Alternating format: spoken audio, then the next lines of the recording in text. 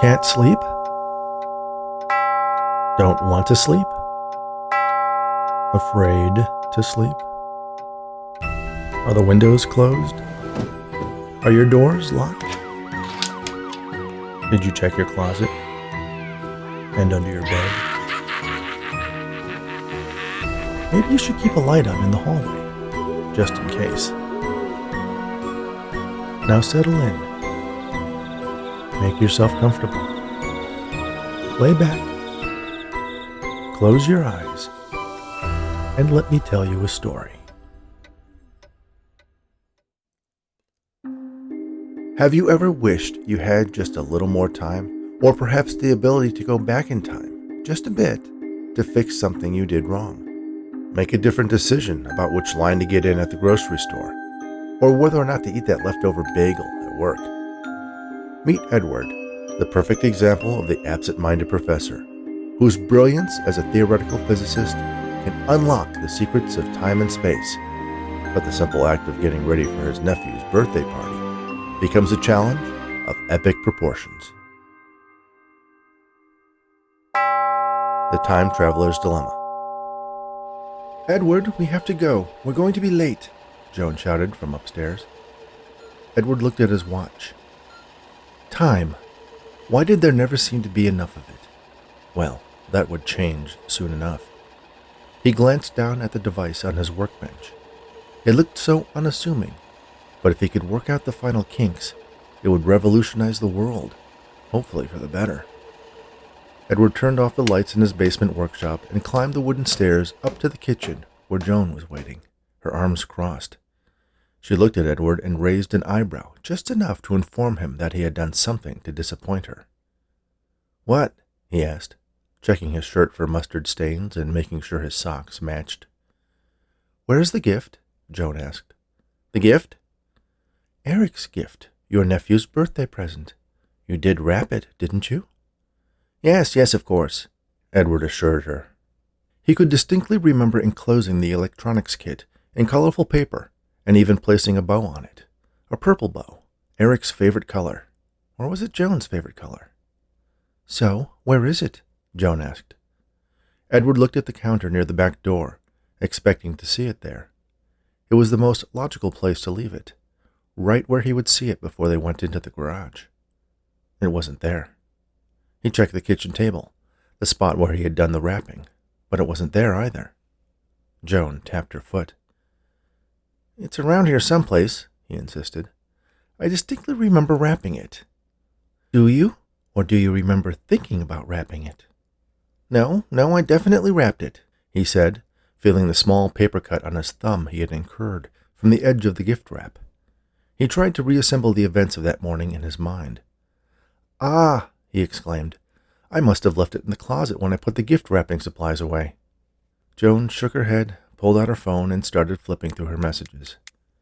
Edward exited the kitchen and walked over to the small triangular closet under the stairs where they kept the tubes of wrapping paper, ribbons, and bows, along with other holiday decorations and supplies. He opened the door, stuck his head inside, and stared at the contents. He saw the wrapping paper, the box containing tape, scissors, and various gift tags. He saw the Christmas lights, the various holiday centerpieces that decorated the kitchen table during specific seasons, even the little leprechaun that for some reason absolutely terrified him. But there was no gift. He looked around the living room, checking every surface, even behind the sofa, trying to retrace every conceivable step he could have taken that morning after he had wrapped the present. "Edward," Joan chimed from the kitchen. "We're now officially late." Edward returned to the kitchen and started looking in all the cabinets. "Why would you have put it in the cabinet?" Joan asked. "I don't know, but it's not anywhere else." "Where else have you been today?" "Nowhere. I haven't left the house." Joan raised that eyebrow again. "Of course, he must have taken it down to his workshop." "I'll be right back," Edward said as he disappeared down the steps. He flipped the lights back on and glanced around the cluttered workshop, hoping to spot the bright purple bow among the various devices and equipment that filled the numerous shelves and his workbench. It wasn't there. Where did he put it? Edward started looking into boxes, among piles of tangled wires, under the stairs. Then he spotted the device he had been working on moments before. His time machine. Of course. Why didn't he think of it earlier? All he needed to do was go back in time to that morning and watch to see what he did with the present. Only that was the one thing that was still wrong with it. According to his calculations, it was only capable of sending him back 9 minutes and 55 seconds. But maybe that would be enough to search for the present and find it before Joan decided to leave without him. Edward turned on the machine and it hummed to life. The lights dimmed as it charged the temporal capacitor. He made sure he was standing in the spot where the displacement field would be generated and flipped the switch.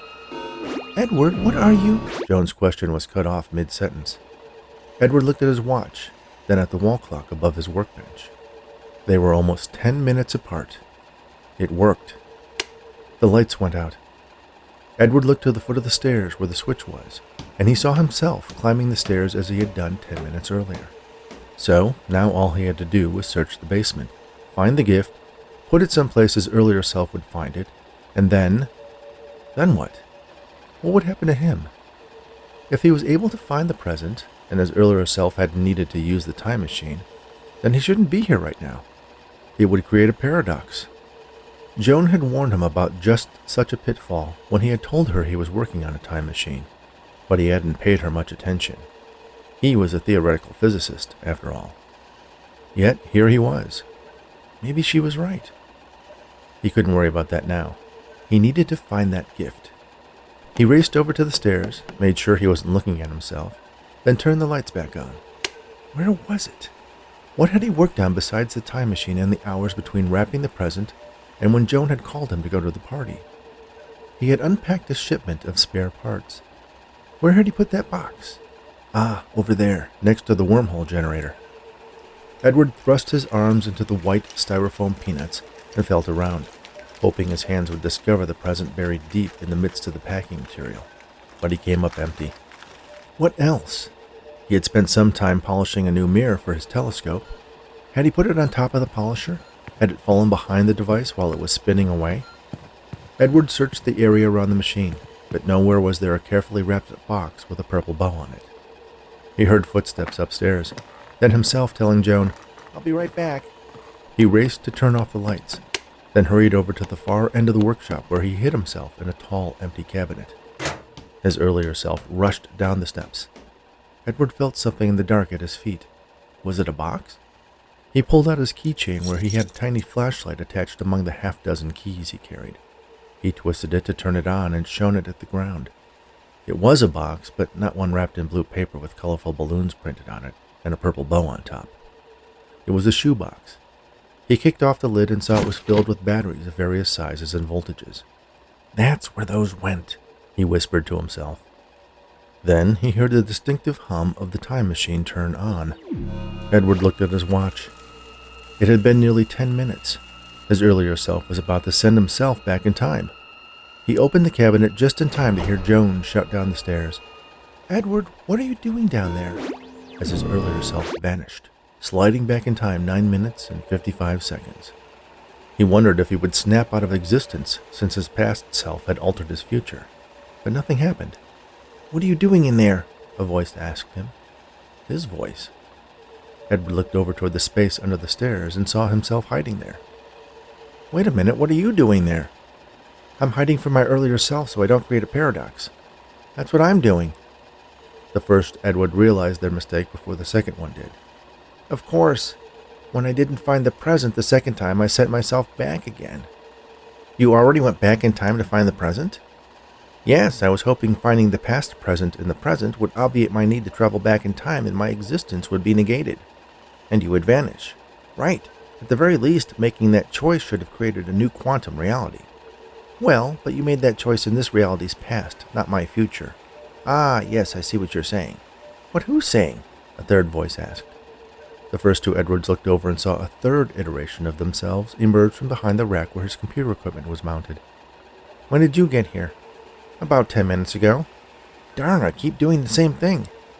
"We have to put a stop to this." "But how? The time machine only goes back 9 minutes and 55 seconds. We can't go back before we use it to warn us not to." "No, but we can go back enough to tell the next version of ourselves to not waste time searching the basement. I think we can all agree it's not down here." "Yes." The other two Edwards agreed. But which one of us should go back? All of us. We need to break the cycle before more of us end up down here. Too late, the fourth Edward said. They all raced to the time machine.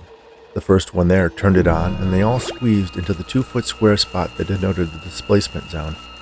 Wait for me, a fifth Edward shouted, as he rushed to join the other four in the small area before the vortex shifted them back in time. The clock above the workbench showed it was a minute past the time they had originally traveled back to. What next? Asked Edward. We need to search the rest of the house, Edward answered. Without our earlier selves seeing us, warned Edward. Of course, that goes without saying, Edward remarked. Okay, I'll take the bedroom. I'll check the guest room. I'll do the upstairs bathroom. I'll check Joan's office. I guess I'll search the attic. Why the attic? We haven't been up there in years. It's the only other place in the house to look, Edward told his other skeptical selves. They considered his logic and nodded in agreement. Okay, we have to get upstairs while we're not looking, Edward warned. And somehow get past Joan, he added. We need a distraction. No, we don't. When we go into the living room to check the Harry Potter closet, Joan starts playing around on her phone. That's right. And while we're sticking our head in that little closet, we should be able to get upstairs without Joan or ourselves seeing us. Okay, let's go. The 5 Edwards sneaked up the stairs. The first one saw that Joan's attention was indeed focused on her phone. He motioned to the others, and they tiptoed through the kitchen, past themselves digging through the contents of the holiday closet, and moved as quickly and quietly as they could up the stairs. They made it without being detected by the earlier Edward or Joan. Okay, Edward whispered to himself. We have to do this quickly. When we find it, we just have to give it to ourselves, and we should all disappear, since we won't have a need to use the time machine in the first place. They all nodded in agreement. It's not up here, another Edward said. The original quintet of Edwards looked down the upstairs hallway and saw the new Edward emerging from the bedroom. Others emerged from the rest of the rooms and the door to the attic. Did you check Joan's shoe closet? Yes, that was the first place I looked. Under the bed? In the bathtub? In the chest in Joan's office? Yes, a chorus of Edwards replied. It has to be somewhere, Edward sighed in frustration. Obviously, it's not like it fell through a wormhole, he suggested offhandedly. The Edwards considered the possibility, but no, that was ridiculous. The wormhole generator in the basement was not even close to working. Oh, for crying out loud, Edward said from the stairs. Another group of themselves was sneaking up the steps. Now what? One of them asked. Well, I think the first thing one of us has to do is go back in time to keep any more of us from going back in time again. Right, I'll do it, 4 of the Edwards volunteered. Okay, you do it, they all said in unison. Shh, 3 of them hushed. They'll hear us. All of the Edwards became silent. 6 of them checked their watches. We're running out of time, they warned. Edward, Joan shouted from the kitchen. Uh-oh, 15 Edwards groaned. Uh-oh, the earlier Edwards said from downstairs. Uh-oh, 5 more Edwards added. They crept down the stairs and peeked at what was happening in the kitchen. Another group of Edwards was gathered at the top of the stairs to the basement, while earlier Edwards stood speechless at the doorway between the kitchen and the living room. What's going on? Joan asked. You haven't been cloning yourself, have you? No, not at all, earlier Edward replied vehemently. Then he looked at his future selves. Right? He asked. Right, they replied. One of them stepped forward. It's not anything bad, he tried to assure Joan. Really? She asked. Can you explain to me just how? She did a quick head count of the Edwards on the basement steps. 5 more of you is a good thing? We can get the garage painted in half a day? One of them offered. Joan's raised eyebrow glare silenced any other potential replies. Can one of you please explain why any of you exist? None of them spoke. Then they looked at each other, using hand signals to negotiate which one of them would be the spokes-Edward for the group. After the unproductive charade went on for a few seconds, Joan interrupted. Okay, stop. You, she said, pointing to the Edward closest to her. Speak. Close Edward swallowed nervously. Well, we were looking for Eric's gift in the basement, and it occurred to me, us, that if we went back in time a few minutes, we'd have more time to look.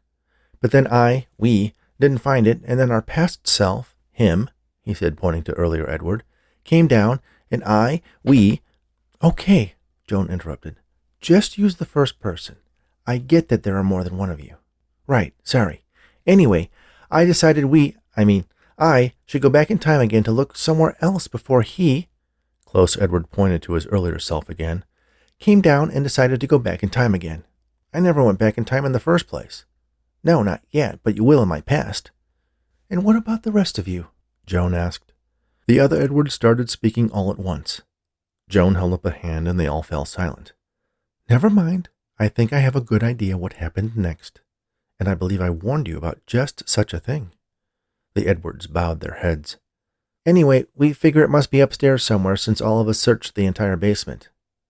One of the upstairs Edwards, listening on the steps to the second floor, leaned over to hear a bit better, but his weight caused a shift and the collective mass of the 15 Edwards squeezed onto the staircase, and they all came tumbling noisily down to the foyer. Joan and the kitchen Edwards turned their attention to the living room, where the Edwards were untangling themselves. Oh dear, can this get any worse? She asked.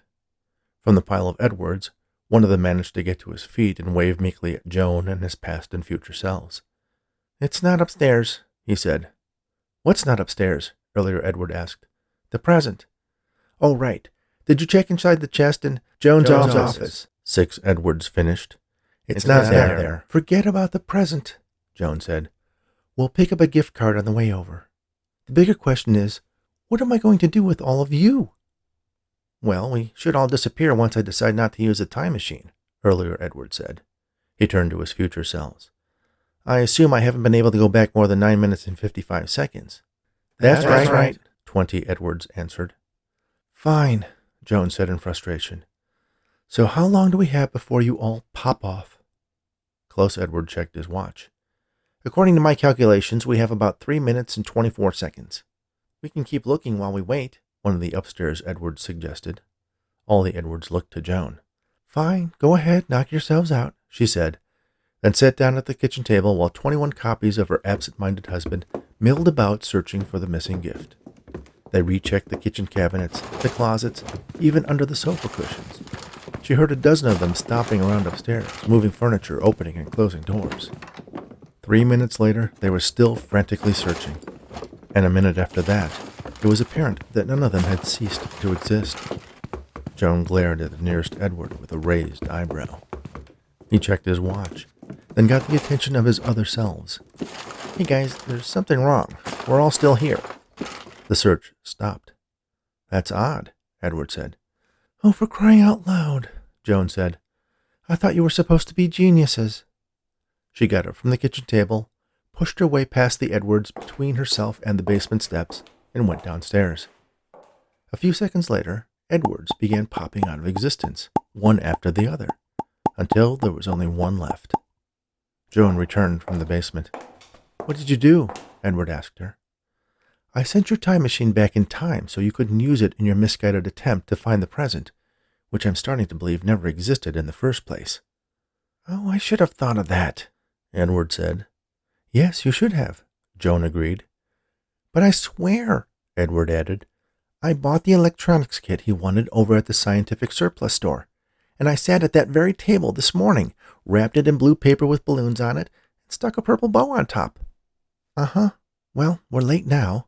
Thank you for that, she said sarcastically. Where are the car keys? Edward put his hand in his pocket, but there was nothing there. I must have left them downstairs, he said as he started for the basement steps. I'll be right. Oh, no, we're not going through that again. Check your other pocket, Joan said. Edward froze in his tracks, slipped his other hand into the opposite pocket, and pulled out his key ring. He smiled sheepishly. Let's go, Joan said. It'd be nice if we got there before he blows out the candles. She waited for Edward to open the door to the garage for her, then stepped out and waited again as he opened the passenger side of their old sedan for her to get in. Edward pushed the button that opened the garage door and crossed over to the driver's side and slid behind the wheel. He started the car, shifted into reverse, then swung his arm over behind Joan's seat so he could look behind him as he backed the car out of the garage. He went only a few inches before he hit the brake. What is it? Joan asked. Edward shifted the car back into park. Then he reached into the back seat and grabbed the gift wrap box sitting there. He presented it to Joan. Now I remember. I put it in the car so I wouldn't forget to take it with us. Joan took the gift and set it on her lap. Just drive, Edward. Just drive. Thank you for listening to The Time Traveler's Dilemma, written especially for the Bedtime Stories for Insomniacs Fiction podcast by Rich Hosek. Please remember to subscribe on your favorite podcast app, rate us on Apple, Spotify, and Audible, and share these stories with anyone who enjoys audiobooks. Speaking of audiobooks, the audio versions of my novels are currently available on this very podcast. If you're looking for other original story podcasts, check out asreadbyme.com. They have an eclectic mix of fiction, poetry, and essays that are sure to keep you entertained, all read by the authors. You can find out more about this podcast and the host of Bedtime Stories for Insomniacs at richhosek.com. Thanks again, and all the very best.